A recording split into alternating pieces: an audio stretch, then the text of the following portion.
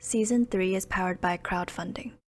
Welcome to Oceanside Chat, Light Beyond Generations. This podcast was created to inspire, motivate, and provide insight through industry professionals sharing personal stories, career aspirations, and practical advice. Our guest is Scott Hazard, the Chief Workplace Officer at the global hedge fund Citadel, as well as the co-founder of Klear Technologies and the co-founder of Gridmatrix. Scott has a background in mechanical engineering and economics from Dartmouth College and has worked at Apple, Google, and Atlassian throughout his career. Scott is passionate about ESG and sustainability, developing and introducing disruptive technologies and organizational design and management. Time to get your feet wet in the business world and join us down by the water as we have an Oceanside chat.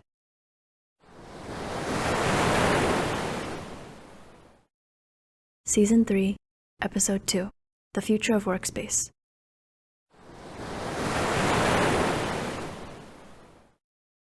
Welcome to Oceanside Chat, Light Beyond Generations. I'm Helen Wang, the host and the creator of the program. We're recording this episode live at the University of California, San Diego. 140 students from my Innovation to Market class will participate in today's production, which means some questions are directly from the class. Previously, our guest speaker mentioned the importance of access to physical space, such as buildings and laboratories, that enable collaboration, creativity, and innovation. In the last episode, we explored the future of space economy and technology and the relationship between outer space and the Earth. Today, we try to understand and imagine the future of the workplace. I'm excited to introduce today's guest. We worked together at one of the projects, Apple Park, the new headquarters in Cupertino, California, which opened in April 2017. Then our paths crossed again at Google. Guess what happened after that? If my journey from Silicon Valley to a professor at UC San Diego is somewhat unexpected, wait to hear his story. Please join me in welcoming Scott Hazard, the Chief Workplace Officer at the global hedge fund Citadel. Scott, welcome to the show. Thanks for having me. We would love to have you join us in person at the university, but you recently moved to Miami. Do you miss California?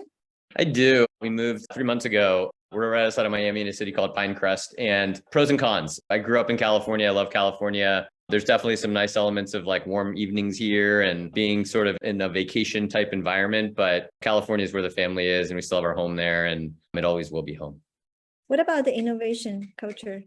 Yeah, and it's really interesting. I think what's really become the center of gravity here is the whole kind of blockchain crypto environment. And you can't really go into a hotel or a venue these days without there being some kind of event happening in that space. And so it's been interesting to see that kind of happening. And the reason I moved here was Citadel has recently announced that our global headquarters will now be based out of Miami. And Ken, our founder, has moved to Miami from Chicago, where the firm had been for 35 years. And so there's a real gravitational pull right now toward financial firms and a lot of professional services down to Miami, partly for resilience and recognizing that through the pandemic, Florida was able to operate in a way that a lot of other states were, for better or for worse. And also just reflecting the fact that I think the taxation and cost base in some of these other states is really starting to be on the radar for larger firms and smaller firms alike. Yeah. What is something that was said to you in your childhood that you carry to this day? I'd say earliest career, and it was outside of my office at Apple, actually, when I first joined out of my internship. And it was, if you do something well, throw it away and do it better. And it sounds kind of dark and cynical at first, but I think it really is the difference between companies that have really built innovation and the thirst to improve and continue to iterate on products into their DNA versus a lot of the companies out there that I'm sure you'll hit on through your education and through some of your graduate work that really go through the sad sort of ellipse of success to failure by resting on past successes, being too risk averse based on the success that they may have appreciated from a previous product. So it's really kind of something I think about in all of the work that I've done and continue to do. So what would you say to your younger self now? It's one of those kind of pieces of advice I think you hear people say quite a bit, but I think early on in your career, it's easy to feel like you need to make very methodical, thoughtful steps and investments to get to a place that you think you want to be. One of the things I've always kind of chuckled about, you get the question, what's your 5-year plan? Quite a bit. And I can promise you every 5-year plan I had has been summarily wrong. As you probably could pick up in the intro I gave, every 5 years I've done something pretty different than the 5 years before that I wouldn't have anticipated or expected. And I think trusting yourself in the process and trusting your gut and going with what your passion tells you has always really been the decoder to how I've made decisions. I think the more you can think through that rather than a predetermined set of steps or aspirations, you end up getting to where you need to be rather than where you think you want to be. Oh, that's fantastic, because major theme for our class here is learning by doing. So until you really did something, the plan is just a plan on paper. Right. That's right. I have a great question from students. Who and what inspires you every day? Yeah, so great question. And I haven't been asked that in a while.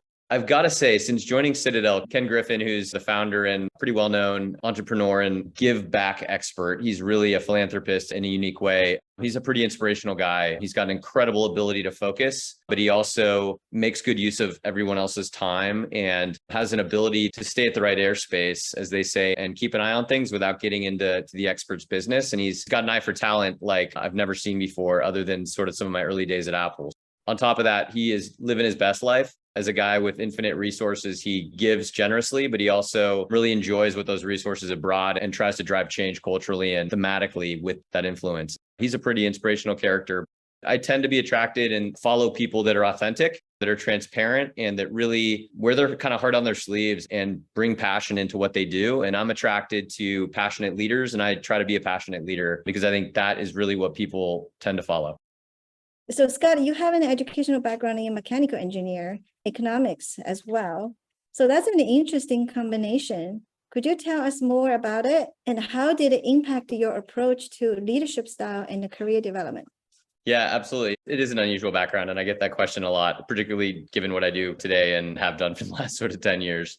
I started my undergrad at Dartmouth in econ because I always loved math and science. A lot of my roommates and friends were in econ. It seemed like a great way to get some sort of foundational education in a key area. And I got to kind of partway through my sophomore year. And I remember being home from college, visiting and talking with my dad, who's an engineer. And he's like, hey, you've always been a problem solver and you've loved solving problems. I want you to give a couple of engineering courses a try. And so I ended up enrolling in my junior fall in all the courses that everyone else who knew they wanted to be an engineer were starting their freshman fall. And so I was kind of the old guy with all of the new freshmen as I started engineering later in my 4-year undergrad, and ended up just falling in love with it. And the group-based work, I naturally found myself in sort of a combination of project management and leadership roles within a lot of the group-based work, which almost every course was at Dartmouth. Every course had a midterm final and then some kind of project you would deliver as part of the course with 3 to 4 other peers. And it really helped me figure out, like, regardless of the group, I always kind of naturally landed in a certain type of role, which I didn't really pick up at the time. It just was sort of where I added value to the team. But it did end up being a lot of the writing on the wall to where organizations found the same value when I came out of school and started working. That was interesting. So you did not know, but it would naturally happen and tie back to your educational background. Yeah, having flexibility. I wouldn't say I had a predetermined view that I was going to graduate with an econ degree, but I also had sort of a sneaking suspicion that that wasn't going to give me all of the tools that I might want to do some of the things in life. And again, having that sort of intellectual curiosity that engineering really systematically drives into you has been very valuable in my career. And Helen, as we used to talk about, having a technical background to really challenge technical people in a way that is credible and must be sort of taken as input has been a key part of how I've been able to navigate through very, very technical areas that I've managed. Yeah, absolutely. Was Apple your first job? It was my first job. It was my first internship, and my 2 quarters left at my master's program. And I started in March of 2005 at Apple and was there almost 10 years. Wow. So wait, which year did you join Apple? I joined full-time in 2005. I did my internship between 2003 and 2004. I see. You know, I joined Apple 2005 too. I did. So what was your favorite learning from Apple? It's hard to say. I mean, there are a ton of things I'm proud of. I'd say less learning, more dynamic I observed. I'm sure you can agree, Helen. There was an incredibly high bar of expectation and an incredibly strong pool of talent. And I took that for granted because it was my first job out of school. And I figured, hey, the working world is really full of top-notch people, just like my educational world was. And then as you sort of get further into your career and engage in different types of environments, I realized what a special kind of primordial soup there was at Apple. Really talented people, really, really high level of motivation and passion for what people did, and very, very high internal expectations that really got the best out of people and out of teams. And that really has been a blueprint for a lot of the teams and organizations that I've either turned around and inherited or built from scratch, and built in the image of how do you get the right level of talent to collaborate as a group and to really hold the bar high to deliver the very best product. Yeah, that's one thing we also emphasize in this class, because it's a heavily project-based class. Regardless how good the idea is, right? You need a team to do it. Yep. That's perfect. Which year did you join Google? I joined Google in 2013.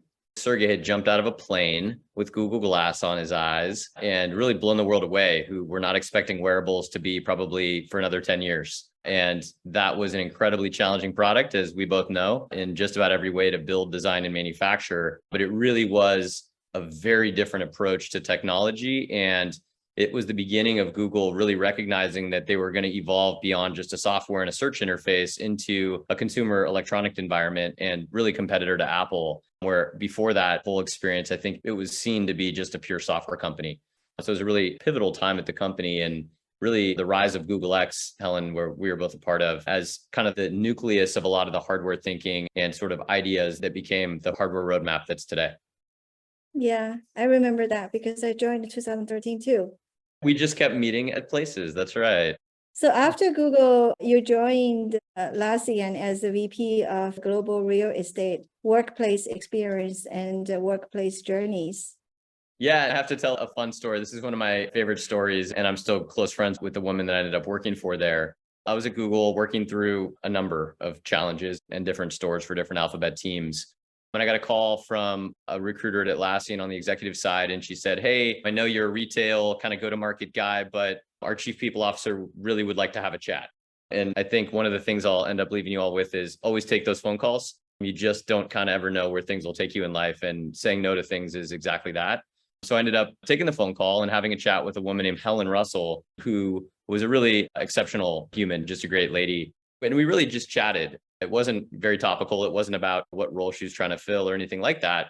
And so I went into San Francisco, where their office was, and sat across the table. And she says, "I'm looking to hire a global head of real estate and workplace. And I've been interviewing people for the last year for this role, but I'm really getting a lot of uninteresting general contractor type backgrounds. No offense to general contractors. I work with them all the time. But apparently the best ones had not gone and interviewed for this role." And she said, "But I'm looking at your resume, and I'm not really sure kind of how your background fits into what I'm trying to hire for." And I remember looking across the table and saying, "Oh, Helen, I have no idea. You guys called me. This wasn't me applying for any role, and I'm not really sure what we're talking about." And she then went into a bit of the challenge they were having at Atlassian around brand awareness, attracting the right talent, giving people pride of being a part of something at an organizational level. And I looked at her and I said, "Oh my God, those are all just retail problems. You're having a hard time selling your culture and your brand. And just from being inside of this building for a half an hour, I can tell there's a real vibrant culture here and something that really gets people excited to come in every day. But I guarantee you that story is not being told, right?" And so out of another half an hour conversation, we quickly realized we were solving a retail problem for their recruiting. It was a recruiting problem that was really retail. And how do we sell this company to the right candidates?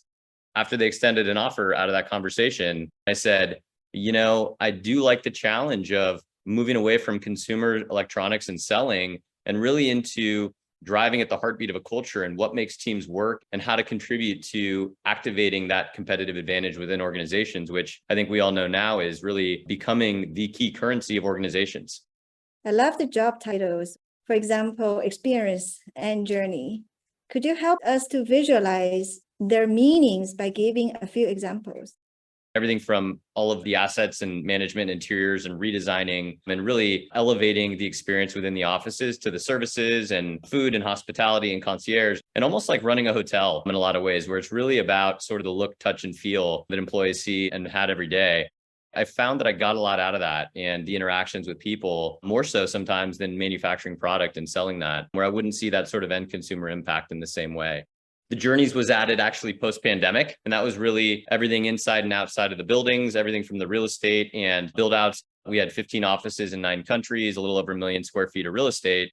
And the journeys came in really to reflect the fact that Atlassian had made a decision during the pandemic that they weren't going to force everyone to come back into the office. They were really going to lean into this distributed work model, as a lot of companies have.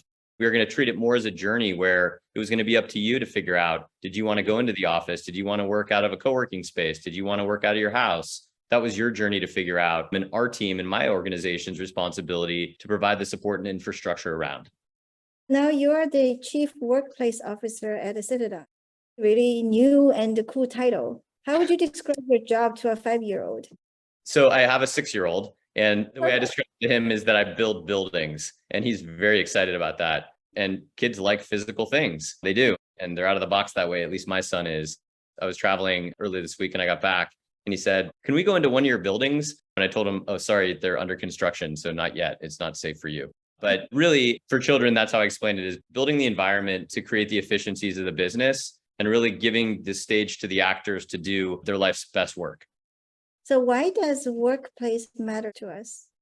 It's a great question. And I think right now you get a range of answers as you cruise through the corporate world. And I think it's becoming actually a competitive advantage. But workplace is actually human connection. And it's really about figuring out what are those moments and what are the range of environments that allow me to do my best work for a company, whether it's individual focus work, group collaboration work, extroverted social work. We all have pieces of that in careers that sometimes you can't anticipate. And so the workplace is really meant to be, in my view, a way to optimize for whatever mode or deliverable you're in, and a catalyst and a facilitator to even challenge you to do something beyond what you're already doing. And that's through being surrounded by the right people, both in physical proximity as well as within a culture of a company. And really back to retaining and attracting people that together build that culture and create the right level of friction is sort of what I've often landed on to get to that innovative outcome. Innovation to me is really happens between plans and in the cracks of a roadmap. It's not planned. It's not something you can usually anticipate. And usually it's only something you recognize looking back in time. You won't know at the moment that something is an innovative solution or that it's going to be a groundbreaking technology or idea, but the world will prove that to you as you roll it out. I think the workplace is meant to be that cradle to really facilitate and give people the best chance possible to come up with something that is compelling, that provides value, and that ultimately gives them a sense of impact, relationship, and connectivity to a company and to their coworkers. No, that's great. I really appreciate that perspective, the human connection as the important thing for a workplace. I like to think that past is experience, present is experiment, future is expectation. So Scott, could you walk us through the evolution of the workplace of the past, which is before COVID, current is influenced by COVID, as well as the future, some of the emerging trend that you anticipate? Yeah, absolutely. Pre-pandemic, I feel like the workplace was pretty unloved at a high level. I think there were key companies like Google, like Atlassian when I joined, that really wanted to lean in and differentiate through the workplace and environment, but it really was a commodity space. There was just an expectation that you came in and used that office. There was a consistency around that amongst different companies and employers. And there was, quite frankly, very low expectations from employees about what those environments or those offices did for them. There was a lot less individualization, a lot less focus on the employee, a lot more on what does the company need and what does the company think they should give you. And that changed radically through the pandemic in just about every way. Literally, the offices shut down. At Atlassian, we shut our offices in March of 2020, and they remained shut for over 2 years, just like most tech companies in California. But ultimately, all of a sudden, the pendulum swung in a radical way that no one could have anticipated from COVID. And it turned into a, wait a minute, why were we doing all these things we were doing for all these years? How crazy we were brainwashed into commuting and wasting all of our time on trains and going into offices to do the work we could have done at home. And it really was, in my view, a knee-jerk reaction to what was an imbalanced, I'd say, value proposition between employers and employees. Employers had to do 2 things. One is start to acknowledge that work was still happening outside of the office, and that wasn't the only mode or vehicle with which value could be created. And it also forced employers to recognize that human capital was not to be taken for granted. There are things happening around me with family members and friends that are beyond scary, and I really need to do a gut check on how I want to spend these years on this earth, whether the companies I'm working for really reflect me, my values, and what I care about, and how I'm going to take advantage of this crisis we're in to really reset the things that weren't working in my life. And employees could say, I don't feel like working today. I'm not coming in if you're asking me to because I don't feel safe. And for the first time, instead of saying, sorry, that was in your contract, you're fired, companies had to sort of go, okay, well, let's figure out how to make this work for you because I'm in no better position to replace you than you are to do as I'm asking you to do. And it really was a huge disruption to the C-suite and to a lot of the boards and leadership functions that had operated in a very monochromatic manner for hundreds of years, really. And out of that, the pendulum swing is now kind of coming back to center, as it usually does in this world. And you'll see more and more supply and demand. Those are going to be respecting each other. Companies have needs. Employees have needs. There's going to be a different type of contracting in place. As it relates to the workplace, pre-pandemic, I was always holding focus groups. And I had these focus groups where I'd have two female engineers. They both worked at Bitbucket, which is one of the technical products at Atlassian. And they were best friends and they sat next to each other. One of them said, I can only work when it's loud and outgoing around me and there's an energy and a vibe and I'm off coding. And the whole time she's talking, her best friend next to her is cracking up going, that's why I never get anything done. You're always talking to me and I need focus. I need to have quiet when I'm working. I always go hide in the library from Sarah because she's always talking and needing to engage while she's getting her work done, but I need to get my work done too. I mean, it really stuck with me around how personal and individual the way we work is. And again, how wrong we were at a corporate level to think that because you were in this job function, in this generation, in this city, we knew what you needed to be successful. And if not, we might give you a different kind of chair and keyboard. We made these changes pre-pandemic because we already had a bit of a remote population at Atlassian, and we already had the data. We already knew this was where we needed to go. So when Atlassian decided to come back into the offices as the pandemic settled down, I kept getting into these interviews where people were like, oh my God, what's all the stuff you've done post-pandemic to change the office? And I'd smile and I'd go, we've done nothing. We actually have the right range of spaces to let people come back into the office now post-pandemic and really become self-aware around how they want to work in this new world. But I think it's really turning back into questioning why you need to be where you need to be, where in the past, there just wasn't really room or respect for that level of questioning. That's a quick rundown about things happened in the past years. Since you are Chief Workplace Officer, I'm curious about, do you love working from home? Or would you rather be in the office? Or is there a balance of both that you like the best?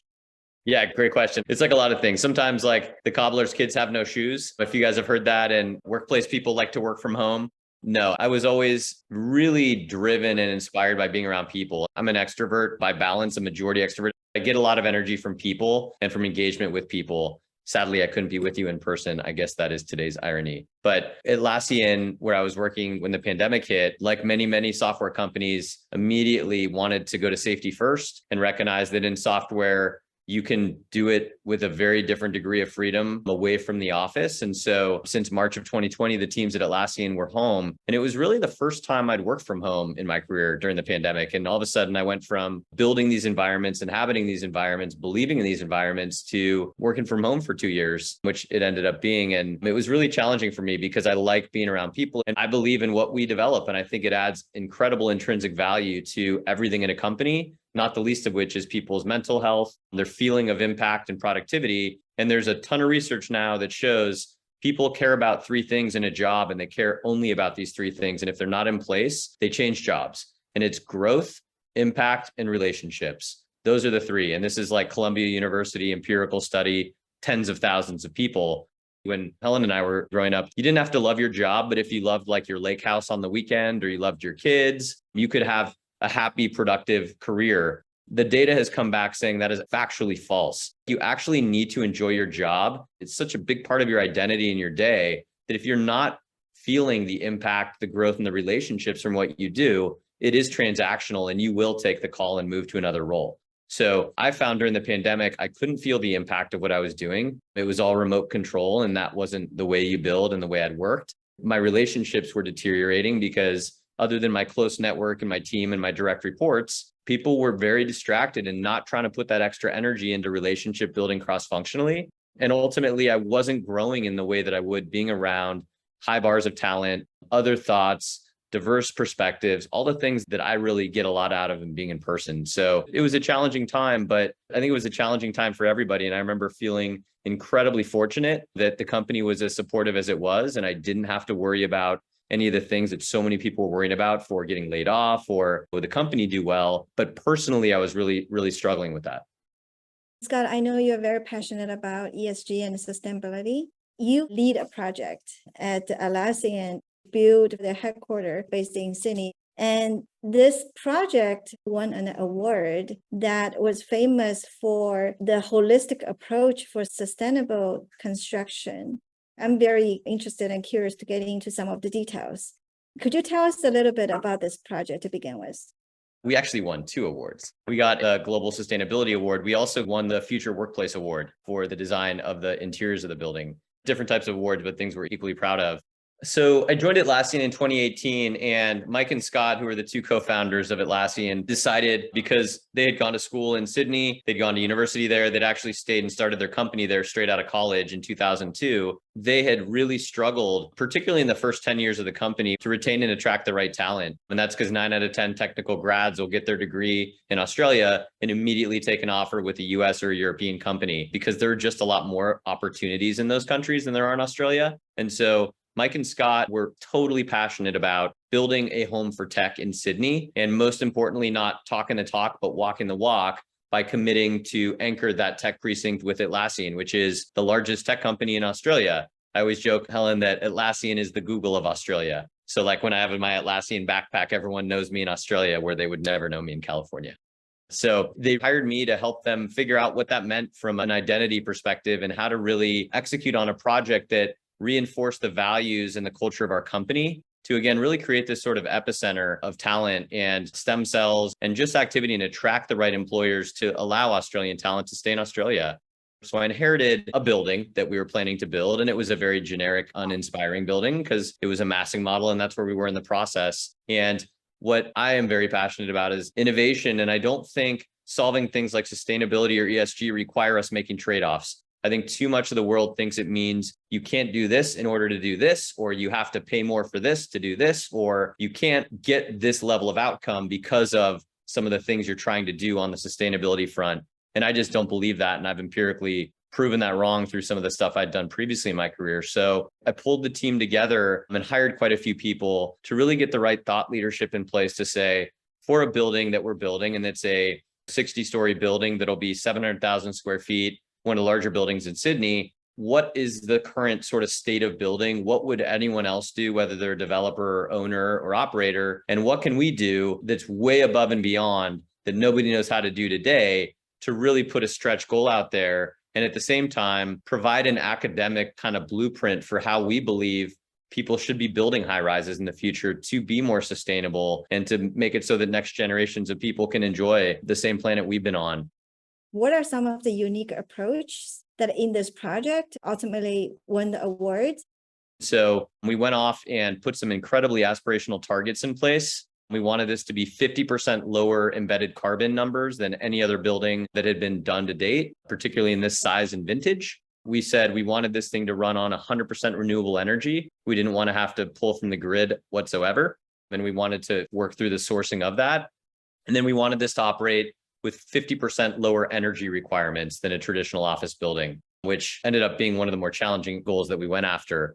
And we really just sat this large cross-functional team of about 45 folks in a room, locked the door, and signed everybody up to these metrics. And we had no idea how we were going to get there, just like some of the products we had designed at Apple. There was no playbook to follow.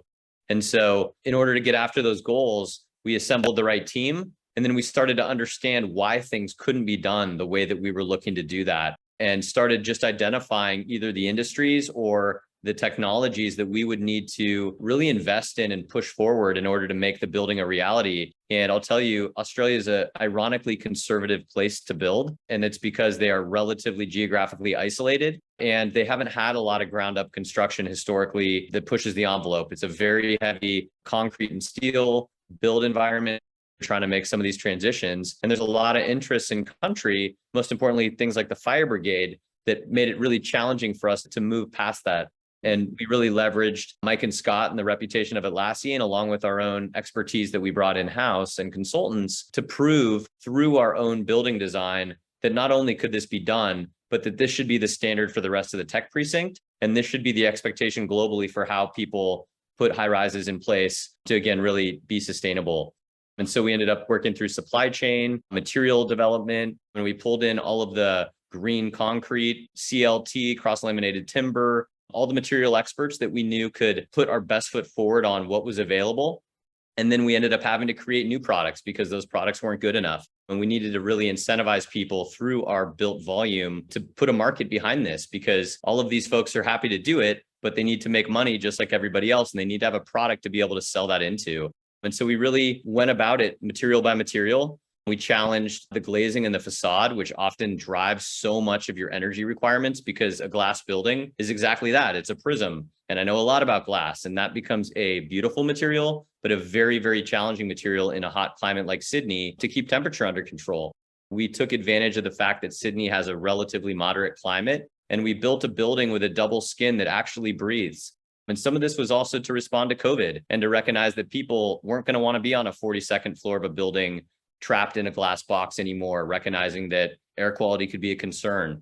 And so a lot of what we also ended up pulling in were sort of the post-pandemic, I'd call them resilience measures, that we believe people are going to come to appreciate and expect moving forward, never knowing if there's another pandemic coming. And more importantly, knowing that as an employer, we were anticipating and protecting them from some of those future outcomes. What are some of the objectives that you had earlier, but have to balance and trade off? Particularly in Australia, we had a lot of partners saying those goals and metrics couldn't be done, particularly on the general contracting side.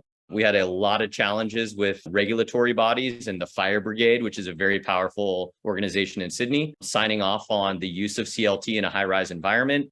Previously, before this building, the tallest high-rises using cross-laminated timber were between 4 and 10 stories. This is a 60-story building. There's a very different approach to it. And we ended up building what's called a bookshelf model, where every 6 floors was steel and concrete. And then we had 5 floors above that that were just like a bookshelf resting on that mega floor, we called it, built just out of cross-laminated timber, which also gives us the benefit of being able to adjust things even post-construction. You can't move concrete and steel. You can move cross-laminated timber and other members that we designed almost like Lincoln logs, sort of a kit of parts that could be manipulated. And so there were a lot of other benefits we discovered along the way, finding new partners, a lot of logistics challenges where logistics drove a lot of the carbon and sort of waste and offset that goes into how you calculate the end building environment.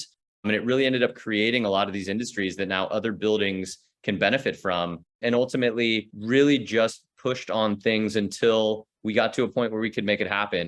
It was persistence, and there were a lot of ups and a lot of downs in the process, just like building a company or doing really anything for the first time, but incredibly rewarding. And out of it, not only did we get these recognitions globally, but we have actually achieved a documented way of building and a set of materials that will be repeated. And this was supposed to be an open sourced exercise. This wasn't us trying to do something proprietary. This was us really trying to lead the world forward, saying, here's proof and a reference point of how you can build in a way that'll actually serve the generations to come.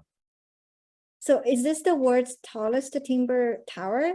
It is under construction right now, so it's not complete yet. When it's done, it will be the tallest by 30 plus stories. How did the timber become the winner? Have you considered other material? Yeah, I mean, we were looking at really all of the processes. And again, I think it's really important to remember the material is only a piece of how you need to measure this. It's the whole ecosystem of how it's created. It's the transit of moving materials from point A to point B. And it's all of the manipulation and efforts that have to happen to actually install that into the built environment. So it's not always as simple as picking a green material. There are a lot of things that we're learning now that can feel good on one portion of the green spectrum, but can cause incredible issues. Batteries are a great example on the disposal side and the sort of circularity side. So we really studied this from a circularity perspective. And again, taking sort of an academic approach, because we wanted this to be repeatable so that we could point at this and say, shame on you for not building this way moving forward.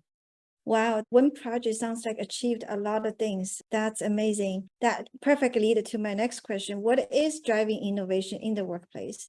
Is that sort of demand driven, like the building owners wanted to be more innovative, or is that a supply, like technology, ideas driven? I just have a better idea, I want a better building. Like what exactly is driving innovation? Yeah, I mean, it comes from different places, if at all, in different organizations, but it's generally roles like mine, people who look after the built environment and lead within companies, and really being in companies like Atlassian that have that vision that then manifests itself into the built environment. And it's up to jobs like me and people like me to convince leaders and boards to invest in things like this and to get value out of that. And I think now your generation of employees and employees are starting to push that. And as I look at 20 years ago when I started working, people weren't making career decisions based on sustainability goals of companies or ESG footprints or carbon commitments or green goals. And now research will show like all of you will take that into consideration when you choose a job. You're starting to identify with the values of a company, just like we all are, and how that relates to your own personal values. And so you all are actually driving that now, along with build leaders and other folks in industry who, in many cases, were overruled for many, many years and are now getting that opportunity to say, you know what? This is now not an option. This is something we need to do, both to retain and attract the next generation of talent, as well as to make sure that we're leaving a planet behind that's sustainable for the next generation. I bet there's a lot of design challenges and trade-offs. We talked about design thinking in this class. So the three circles between desirability, which everybody wants to do the right thing, but feasibility and viability is really the biggest challenge. So could you give us an example where the challenges come from and how did the trade-off decision was made? Yeah, absolutely. So sourcing of cross-laminated timber, the best CLT comes from Austria and Germany, just like a lot of great materials. And that is about as far geographically as possible from Australia. And it really was going to add a ton to our carbon calculator by just having to freight things down on container ships to Sydney. So we started exploring other sources of CLT. And the reason Austria and Germany have the best CLT is because of strength and because of the species that naturally grow there, that are, of course, is a natural organic material. And so what we ended up needing to do in order to shorten up the supply chain and avoid buying it out of the longest distance from Australia is start looking at other sources and locations with different strength trade-offs in order to really find that balance between performance of the materials and the strength and the size of members, where it would need to get larger, of course, with less strength, with the carbon calculations and our aspirations on sustainability. The project, if we were trying to kind of cut corners and not look at things like transit, we could have built a very different building. We really held ourselves to the purest interpretation of what's green and sustainable, because again, our whole goal was academic education. And how do we make sure that there's no one who can say, well, they cut this corner, so that's why this isn't a relevant data point for us to hold ourselves to. Mm-hmm. So provided your product design background, student ask, when you design a new product, how do you know how to make it? Some of your coworkers already know it, or you collaborate with the team and figure out how to do that. I like to say the only things that I like solving are things that you don't know how to solve on the front end. Otherwise, I think life's short and someone else can do it. And so I think you get your talented group or a small team together and you start with what you want to do. And then you back into what you know, and you start to understand what are the areas that have the largest delta between what we can do today to what you need to do to hit your aspiration. And that's how you sort of prioritize your research and efforts to really focus on the things that both need the most progression and innovation, as well as to make sure that you're moving forward all the metrics that you need to give yourself the best chance of landing on that aspiration that you're hoping to solve for the first time. At Oceanside, we believe in multi-generational learning and impact. So given the workspace importance, as you mentioned earlier, what might be the emerging trends impacting the business culture, learning, and performance? This is really a unique time in post-pandemic where it's no longer about what employers want employees to do and what they expect you to do on their terms and their environments. And it's turning much more into a partnership and a contract between employees and employers. And this is back to employees expecting values to be replicated that are consistent with their own personal values at a corporate level.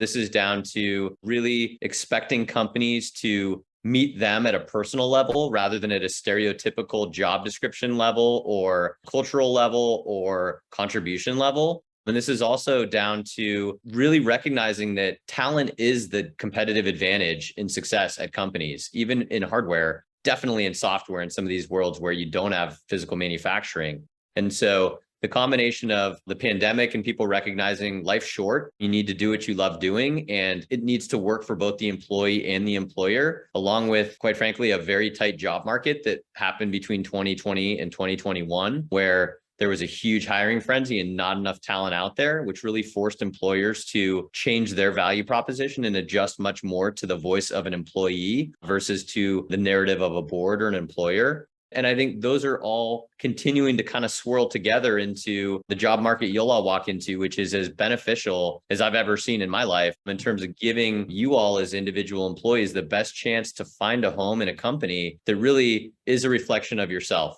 I've told a couple of other teams that the way that I always measure my teams in the workplace on the success of our projects is, do employees want to bring in their friends and family to an opening or to come visit them at an office? And I call that success because you want to bring somebody somewhere that reflects you as a person and gives you the pride of ownership and helps somebody see another dimension of how you're reflected in the workplace.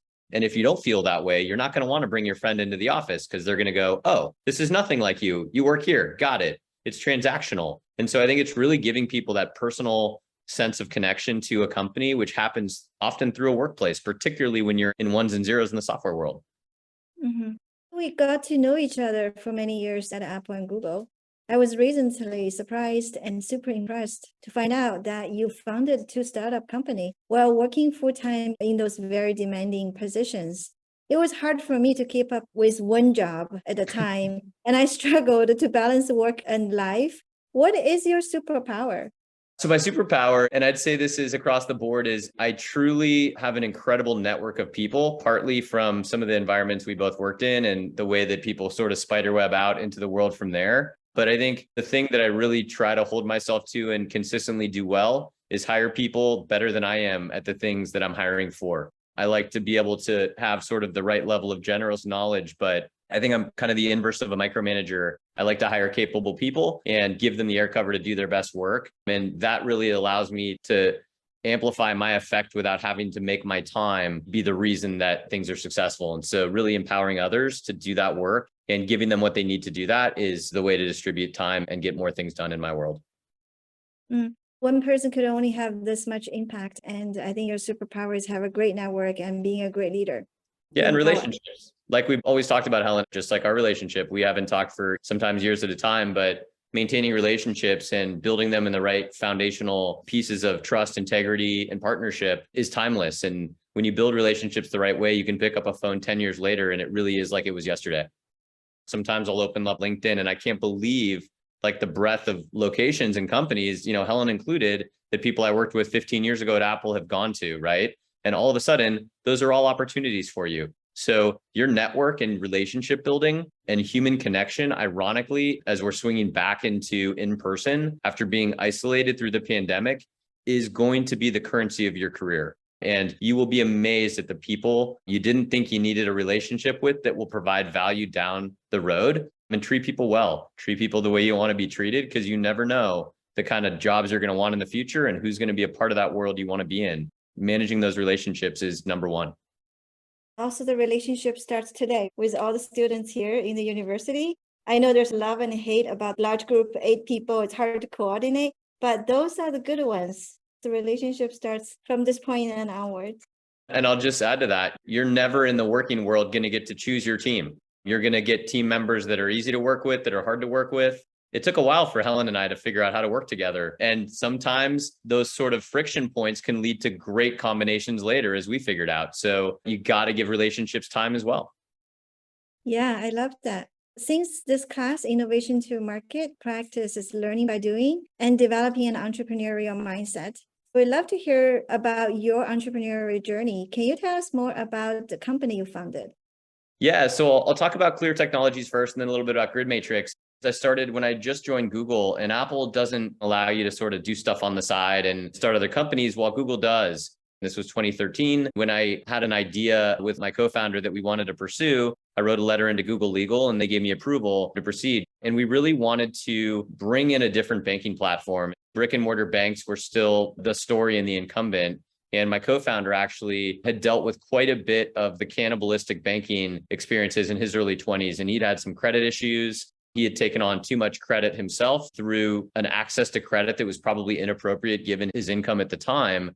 And so we really started Klear Technologies around responsible banking for the unbanked or the underbanked. And we used him in sort of his early 20s, where again, he ended up making some pretty big financial mistakes personally as the customer we wanted to solve for. And we wanted to bring in all the best things that brick and mortar banks, Bank of America, Chase gave you at the time, without having the overhead of the bank itself, which we believe and still believe drove so much of the fee structure and costs around what should be just a God-given right to be able to have access to capital and be able to store your money safely.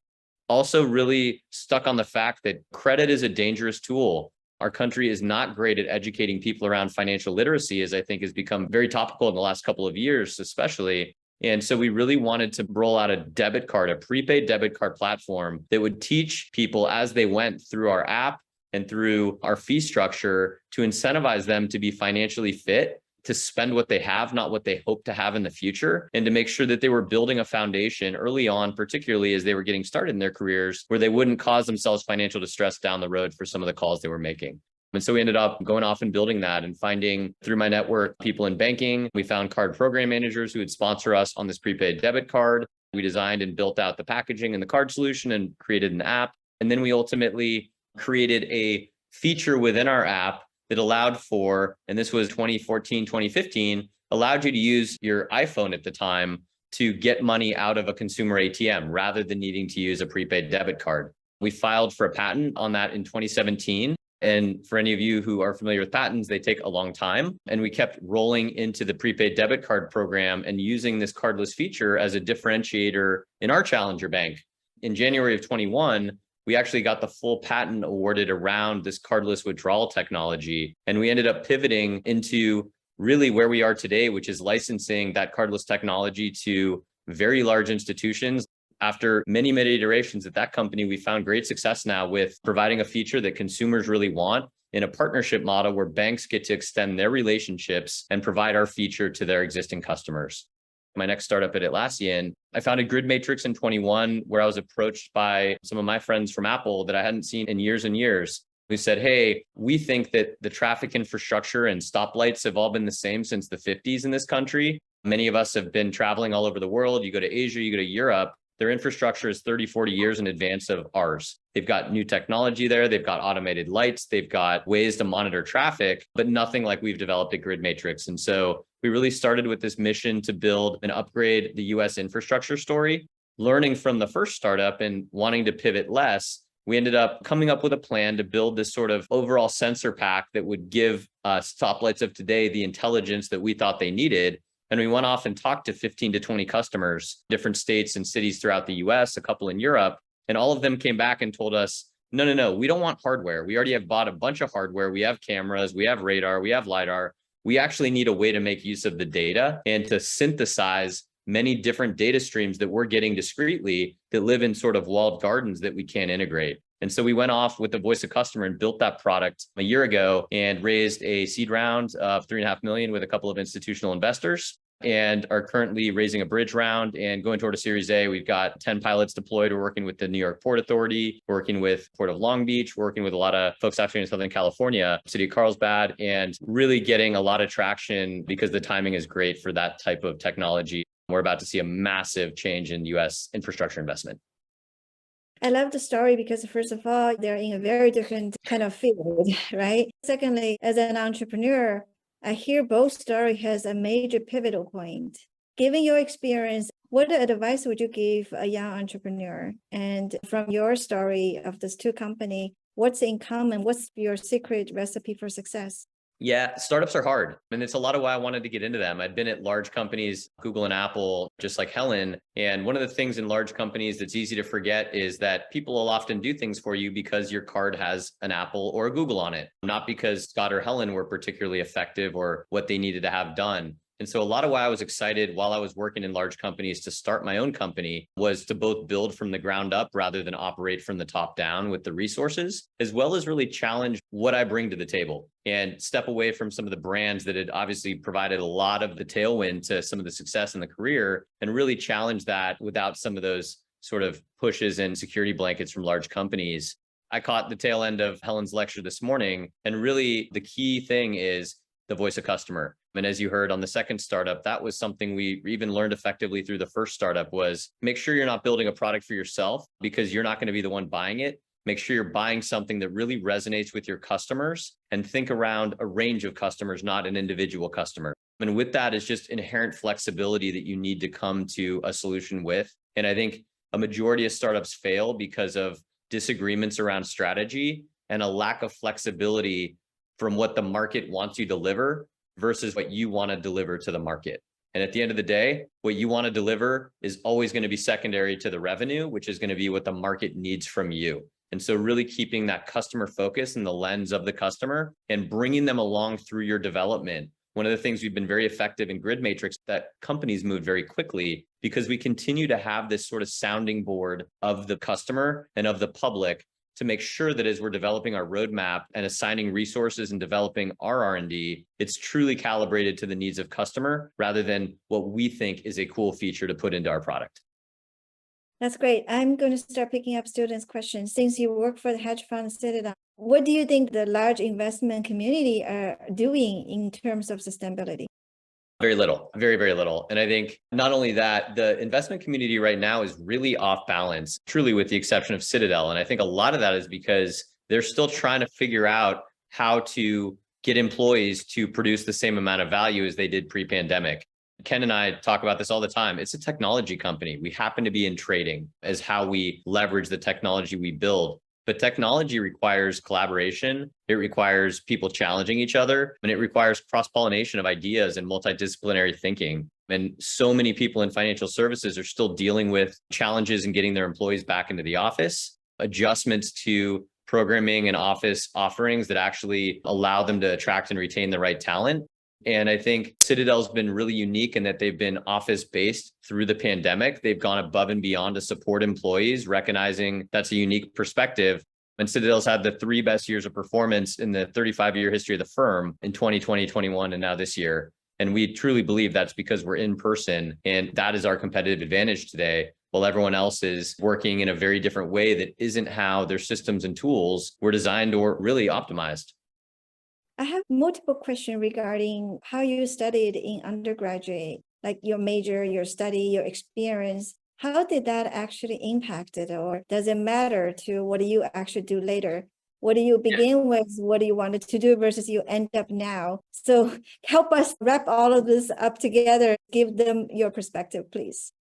Yeah, I love that question. And I think that is the question, right? Like, I went through school, and I think for a lot of reasons, I wasn't as fixated on that. And what I figured out through my education, undergrad and grad, was that I loved working on teams. That's how all my engineering coursework was structured, unlike my econ work, which was individual contribution and problem sets. And so I really found myself attracted to project teams. And through that, I built self-awareness in the role that I would play on those teams. And I would inevitably play the role of aggregator, presenter, project management, pulling together the work streams, making sure we hit the deadlines and the budgets that we'd committed to. And I guess my way of answering the question in that whatever you're doing or majoring in or thinking through, be very aware of the actions within those activities and what you do well within whatever the major is or whatever the coursework you're doing is. And like I tell new employees, pay attention to the things you do that give you energy and leave you feeling more energized. And pay attention to the things that sometimes can seem easy, but leave you drained and exhausted.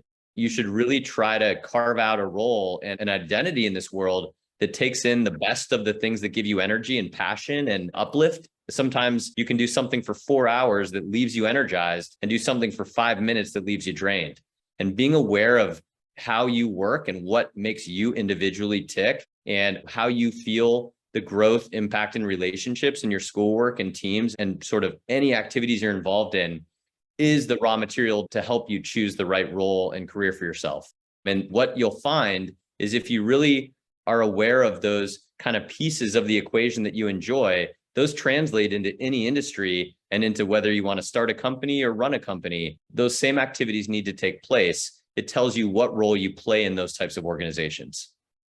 That's a wonderful, fantastic advice. Thank you, Scott. There's another question kind of related to your first job at Apple. How do you feel about the Apple switch to USB-C? They have changed that power connector so many times, but everywhere I go in the world, if they know me and know that I worked on that, they say, Apple was so stupid to get rid of that magnetic power plug. And I totally agree. It's totally annoying. I'm on an Apple right now with a USB-C connector. And funny enough, my 6-year-old tripped on it a couple of weeks ago and I laughed thinking about how upset Steve would be. But it's actually a really important lesson to take away, which is oftentimes you forget why you were doing what you were doing. And companies, if they're not careful, repeat the same mistakes over and over again because people change jobs, tribal knowledge leaves. And that's often how companies struggle in the big to long term. It's important that you remember the lessons you've learned. And this is a great example of a lesson that Apple's relearning. Could you give us your last thoughts and advice that you want our students to take away? I've hit on a couple of these already, but I was on a long flight the other week and thinking through truly what are the things that I wish I'd known when I was sitting in a lot of the seats you were sitting in undergrad. And be aware of value and limitations from experience was one of the things that came to mind. And this is actually kind of relevant to the question I just answered, which is oftentimes it's easy to assume because you've tried something that it can't be done. Whereas somebody who walks up and hasn't tried it before doesn't have that same cynicism going into it. And so recognize your perspective when you're getting a problem. If you've tried something before, it's going to be harder for you to try to do the same thing again. But bringing in diverse perspectives and other people to help you think through things differently is a way to push through that. And that's related to surrounding yourself with top talent. It's like playing sports. If you play sports against someone better than you, your game improves. It's the same idea with talent and with teams. So really push yourself and get uncomfortable with some of the expertise that you bring on a team. And like you heard me say earlier, people knowing more about something than you is a good thing, not something to feel threatened by. And it's really something to embrace and it'll elevate you and your performance as well. Obviously, as you can see from where I've bounced around in life, don't try to plan too much. Life is what happens between plans. Avoid thinking this is who you're going to be when you grow up. Avoid expecting you're going to work at this type of company. Be open to the way that the universe wants to push you through and figure out where you want to find that balance in life. How do you want to live your life? What do you want a company to give you versus what do you want to give a company? And be realistic about this. I think this is one of the things that's really a gift out of the pandemic is you get this opportunity to have an input in a process where historically it was a company defining, here's when your free time is. It's really one of the benefits we have today. Figure out what you do well that other people don't. This is sort of back to some of the earlier things I mentioned for recognizing the things that give you energy and take away your energy. Some of the things that you do that get you excited may be very difficult for someone else to do. That's a competitive advantage. Be aware of that. Build self-awareness as you go. Get 360 feedback from your friends and your peers. The way the world sees you is much more important than the way you see yourself. Fight complacency. Don't get attached to an idea. And don't think because you've done something well, that that's as good as it's going to be. That's something Helen and I learned at both Apple and at Google. Iteration and a starvation for better will always get you to a better place. And lastly, always take the call. Keep an open mind. You have no idea where opportunities or the next thing that's going to change your life will come from. And if you don't even take the call or have the conversation, you're closing a door without even realizing what's behind it. Wow, that's fantastic. Thank you so much, Scott, for meeting with our students and sharing your stories. Thanks for fitting this session in your very busy schedule. We miss you in California. So looking forward to seeing you back home sometime soon. I have learned a lot. Our students has learned a lot about your experience and perspective from this conversation. I hope you enjoyed this chat as well. I did, Helen. Thank you. And thanks for the time in your class and best of luck to you all. Just remember, life's to have fun. And you can have fun and an incredible career at the same time. Yeah. Thank you so much, Scott. Thanks, class.